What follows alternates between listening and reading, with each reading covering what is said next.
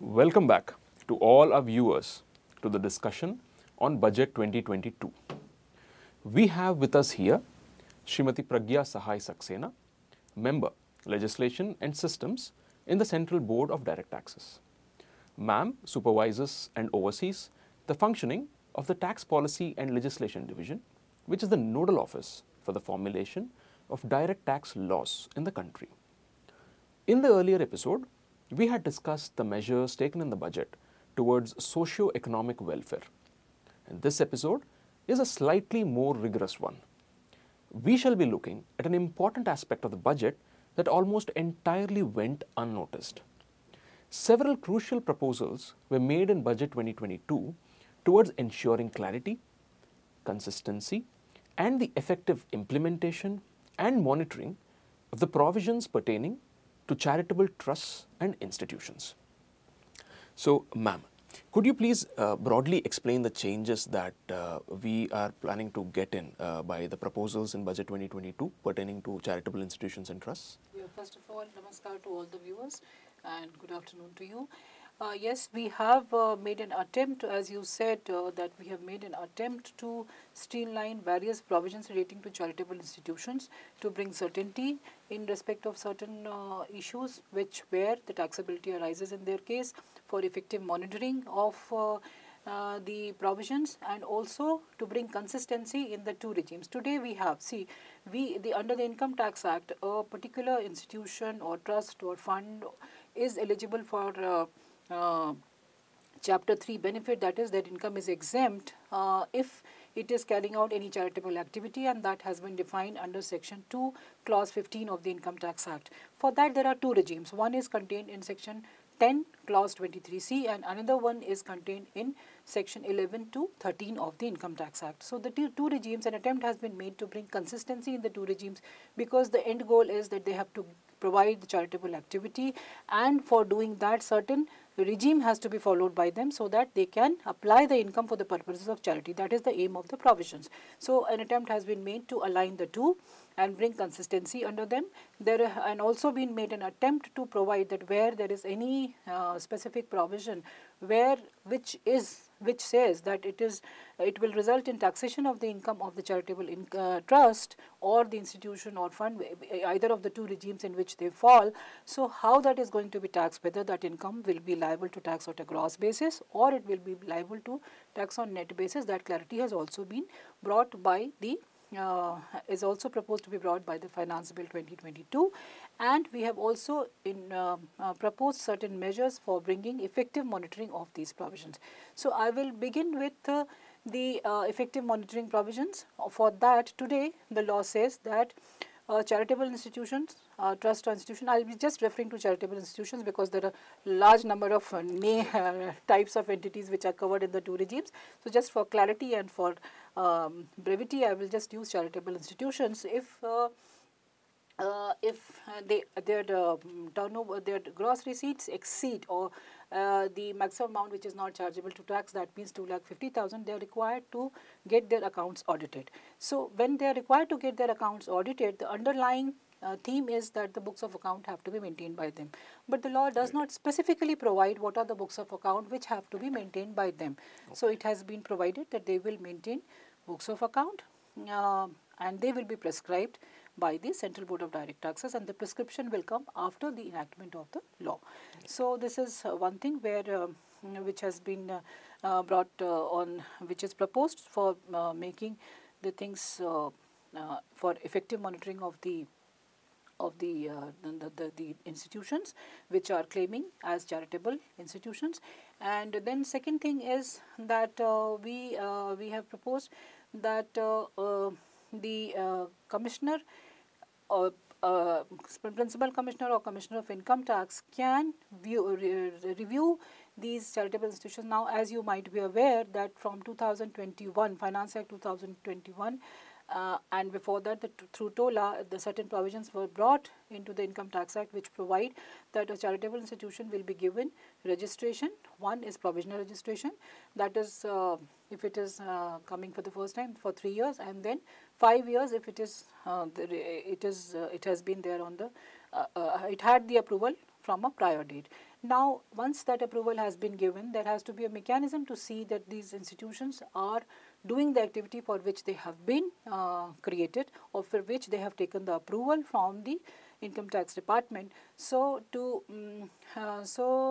ensure that the commissioner can examine whether the activities are being carried out in accordance with the object for which it has been approved, he can, on the basis of information which is available with him, or there is a reference from the assessing officer, or board can also specify a risk management strategy based on which the cases will be selected and sent to the commissioner for examination if there is any specific violation by these charitable institutions, and these violations shall include a few things. Some of them I'll just name. One is that it is genuine, its activities are genuine, and they are being carried out in accordance with the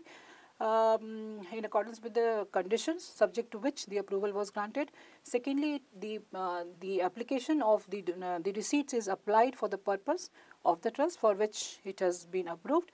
Then, if it is carrying out any business, then it should be incidental to the charitable activity, and if this incidental business is being carried out, for it a separate books of account are being maintained. If there is any other law requirement, the compliance of which is mandatory for these charitable institutions, and there is any direction or order or decree which says that there is a violation of those laws and that has become final, then also that will be a specified violation for which a reference can be received by the commissioner, or it can form part of the strategic risk management strategy, or he can, if he gets information, he can do it. He can examine the case and pass an order. Now, in the case of charitable trusts which are registered under section 12AA or 12AB, in that case there is also a requirement that it should not be for the benefit of any private religious trust, or its private religious community. It should not be meant for that, and its application should not be for that purpose. So that will also be a specific violation. So if that is there, then the commissioner will examine, get the documents and all, examine it and pass an order. He may reject, if he may reject the reference if he finds that no, it is genuine, or if he thinks that no, it is not genuine, then he will pass an order cancelling the registration, and that order will be sent to the assessing officer, who has, because he is also one of the persons who is making a reference to the CIT for examination and cancellation or otherwise of the order. So that will go to the assessing officer, and then he will pass the order accordingly. Now, once the assessing officer is passing the order, this period, which now there is a time limit for the commissioner also to pass the order. He has from 1st day of April, whenever the notice has been issued, from the end of that quarter, he gets 6 months to pass the order, the commissioner is getting. And this time period is getting excluded from the time period which is available to the assessing officer for passing the order, so that there is effective monitoring, and it is coming to a logical conclusion that whether this entity is going to get the benefit or its registration is being cancelled. Accordingly, the order will be passed. These are some of the things which are the measures which are being taken for effective monitoring. Now, I will come to bringing certainty. So, for certainty, two things have been done. The law already provides that the accounts have to be audited.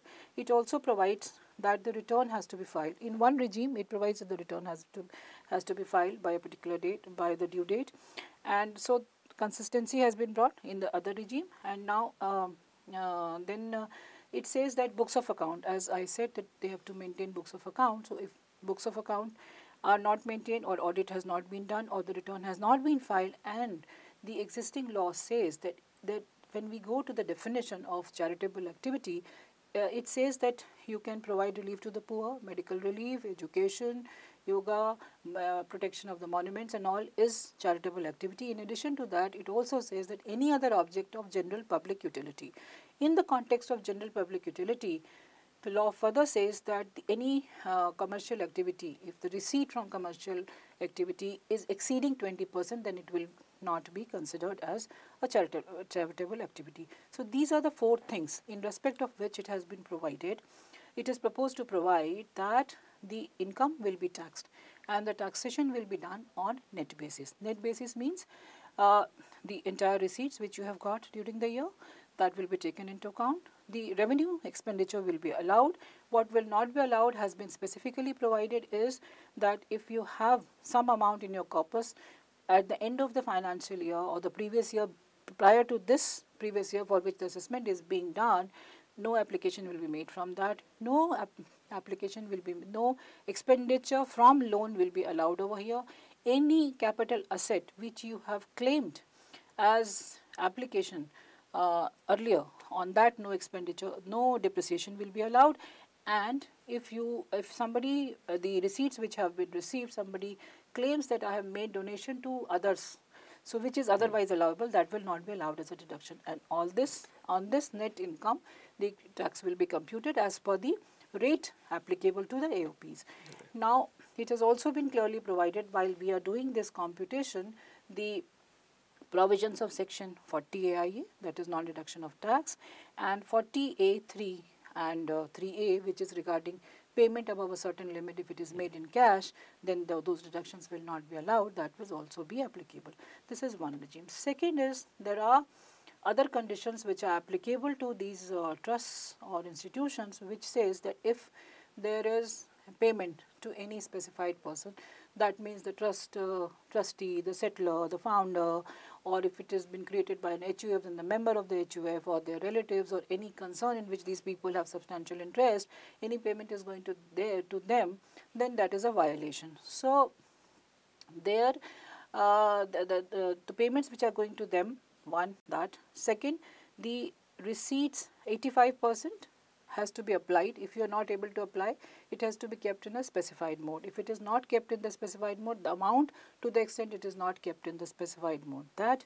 And where the permission has been taken by the trust to apply this within a period of 5 years or whatever period, maximum is 5 years, that it will be applied for a particular purpose and it has not been done, to that extent, that amount which is not been applied, all three, they will be taxed at the rate of 30%, and no expenditure will be allowed against that. And for that, a specific provision has been introduced in the form of 115 BBI. So that is, these are the two regimes which have been brought. They will bring certainty regarding the taxation in case there is any income which has to be charged to tax. Right. Now, then in the case of mosques, temples, Gurdwara and church, they are registered under ATG 2B also. So they get donation for the repair and maintenance of them. Some donations are received by them. Now, just to make it very clear and to bring certainty that the donation which is coming to them, that shall be forming part of the corpus of that fund. And there are subject to the conditions that it will be spent for the purpose for which it has been received. It will be kept in a specified mode, and then it will not be given as a donation to somebody else. And this will be separately identifiable, this amount which has been kept in the corpus. Subject to this, that will be not liable to, that will not form part of the income. However, if any of the four conditions, if they are violated, then in the year in which any of the conditions are not specifically satisfied, then in that year it will be liable to, it will be forming part of the income. So these are the things which have been introduced to bring certainty. Now coming to the consistency, there the two provisions, like in 11 to 13 regime, the trust and institutions, there we had provided that if suppose a trust is there and it is spending, it is not able to spend less than up to 85%, then it can make an application to the assessing officer and give the reasons why it has not been able to do, and the purpose for which the balance amount will be spent, the period during which it will be spent, all that he can give, and that application has to be made in a prescribed form before the due date of filing of the return. That was not specifically provided under the 1023C, so that has been aligned.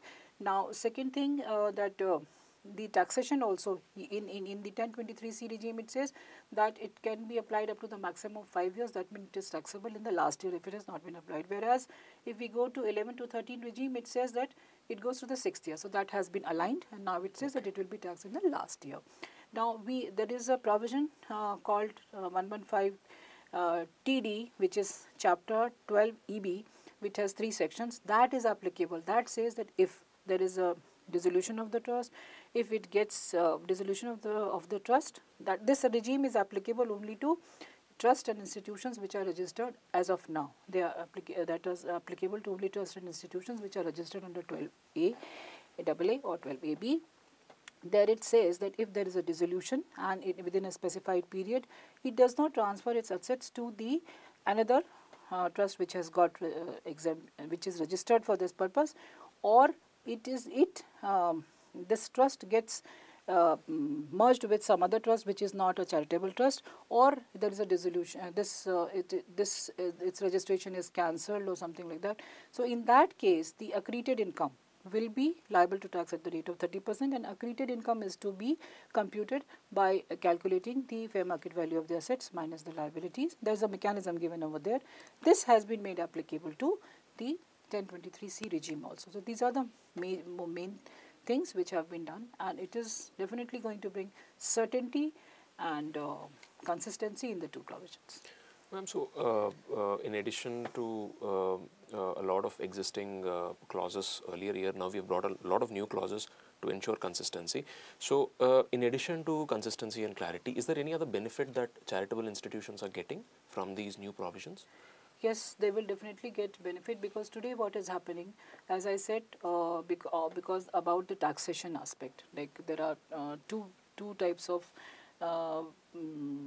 I should not say violation, I should say that the compliance is not there with respect to certain provisions of the Act. So in that we have provided that if a type of non-compliance is there, then the income will be taxed on net basis, and what will be allowed as a deduction and what will not be allowed as a deduction. And in the other cases, it has been provided that the income, because that is slightly of serious nature, so there it has been provided that that income will be taxed at the rate of 30%. Right. And what is the specified violation for which the commissioner will look into, that has also been specified. Right. So it brings certainty for them, and also if there is any breach, then what would be the tax liability in their case. Right. So, ma'am, in addition, have we added any new clauses which increases the compliance burden for taxpayers in Budget 2022? I don't think so. It increases any compliance burden.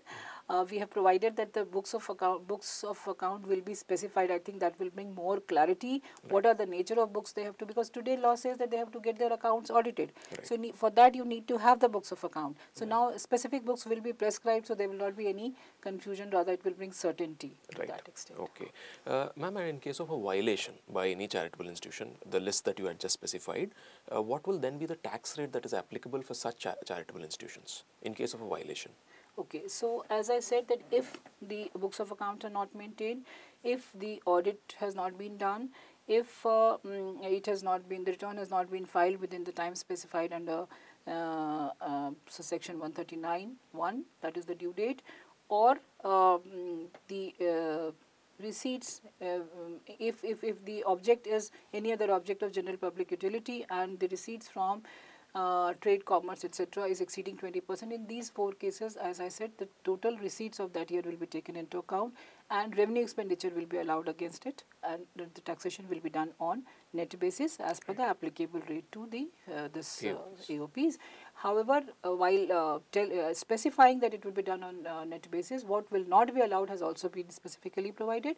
That is, if any expenditure from the corpus will not be allowed, corpus which is extending on the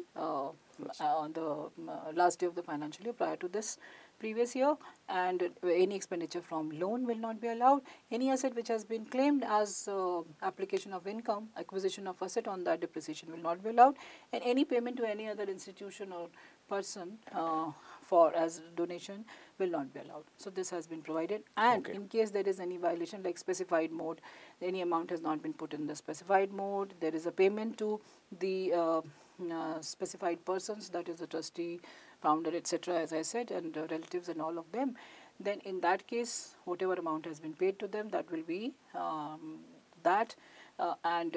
if it has been specified to be spent for a particular period and that has not been done, so that amount. And in the case of trusts and institutions which are registered under section 12AA or 12AB, to them, if any violation is there with regard to 11(1)(c), that is, there are certain expenditure which is outside India for promotion of international welfare in which India is interested, provided that is approved by the board. So if there is any violation of that condition, that all these will be taxed at the rate of 30% gross amount. So this is the clarity. And if there is any payment to interested person, there is also a penalty for that. If it is happening for the first time, to the amount equal to the amount which has been paid to the person. If it is happening on a repeated basis, then in subsequent occasions, like subsequent years, it will be double the amount which has been paid to them. Okay. And ma'am, in case of cancellation, now references have to be made. So what are those cases in which references have to be made for cancellations? Okay, so there has to be the assessing officer. This reference will come from the assessing officer. So today the law says that only with reference to 1023C, it says that the reference can be made by the assessing officer to the CIT, and there is an exclusion of this from the timeline. But when the CIT has to pass the order, there is no timeline given over there, and so accordingly there is you can make a reference and CIT has to pass the order. If it doesn't pass the order, what happens? So a clarity has been brought. The assessing officer can make a reference to the CIT for specified violations. The violation can be that the activities of the trust are not genuine, or they are not being carried out in accordance with and subject to the conditions to which the approval was granted, or the application is for a purpose other than the object of the trust.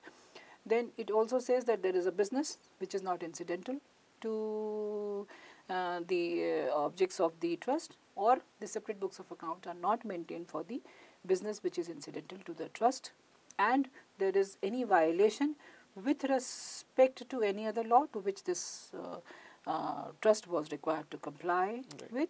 However, that has not been done, and there is an order, decree, or some direction which has attained finality. So these are the conditions which are applicable to both. Now when we come to 11, the trust which has been registered under section 12AA or 12AB, for that there are two more conditions which emanate from section 13, that it should not be for any public religious it should not be for any private religious community, and it should not be applied for that purpose. So these are the conditions when a reference can be made, and once the reference is made, the CIT has to issue notice, and he will issue notice. After 1st April 22, whatever notice is, whenever the first notice is issued in whichever quarter, from the end of that quarter he gets 6 months to complete the assessment, and this time will be excluded while the assessing officer does the assessment.